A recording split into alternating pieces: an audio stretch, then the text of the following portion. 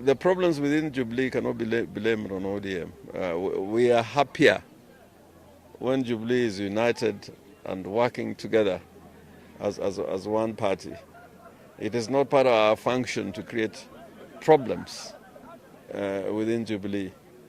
And up to now, it is not our objective to create problems within Jubilee.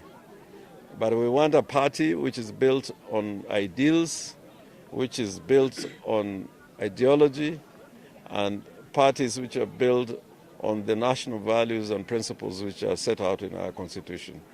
And we have parties which are well organized, with proper structures.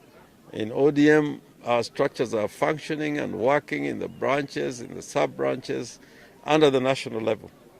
And we've got leadership levels, we have cadres, and we work as one team, as one army. Therefore, we still urge our brothers within Jubilee to resolve that dispute so that, the energies of these two parties can be used to deal with the problems facing this country. But I must add, like I said yesterday in Parliament, that you cannot have an army with many generals directing the troops in the field of war. There must be a line of command. Napoleon succeeded in the wars because he had great generals, but who accepted Napoleon as their general? Alexander the Great, he had a retinue of leadership and cadres within his army. And that's why he had armies which could go through the expanse of Europe into Asia. Similarly, Jubilee is suffering from a problem from within.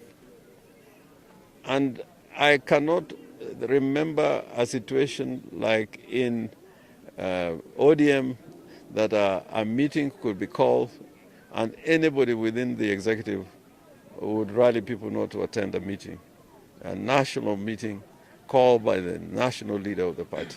It is unheard of. And lastly, I want to dispel the story that I saw in certain sections of the media that senators went to State House yesterday. That information is false. That is fake news. No single senator, as far as I'm concerned, yesterday stepped into State House. Therefore, that information should be corrected. And if anybody with any contrary information should actually quote his sources, because we don't do things because we have been called to State House or any other place. We do it because we have processed what it is and agreed that that is the right way forward. Thank you, Dr. Bull. Thank you. Well, you cannot find in ODM a member of parliament taking a contrary position to the party or to the party leader. That one is a no-go zone. The loyalty and loyalty to the party is a critical ingredient for the development of a democratic party. And ODM learned that lesson a long time ago. So ODM cannot participate in reorganizing Jubilee, except that Jubilee should actually be learning from what ODM party is.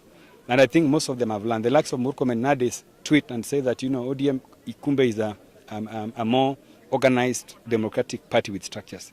It is true, Jubilee is a young party if you compare Jubilee and ODM.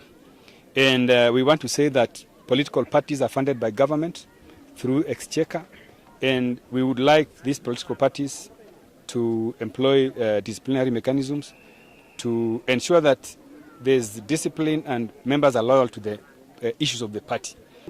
For us in ODM, I don't think it is in our interest to cause division in Jubilee. Jubilee have their own problems. You people are saying that there were some disloyal elements who did not attend the meetings in State House. But the problem is bigger than that, much bigger than that. The problem, why can't you ask yourself, why was the number two himself not there? Why was he not there? These things tell you that that problem is beyond ODM. It's a problem within Jubilee, and I think that our president has been very tolerant over the years, you have seen some of the MPs and some of the people in leadership who are supposed to be implementing the agenda of Jubilee are the ones opposing Jubilee as if they are in the opposition.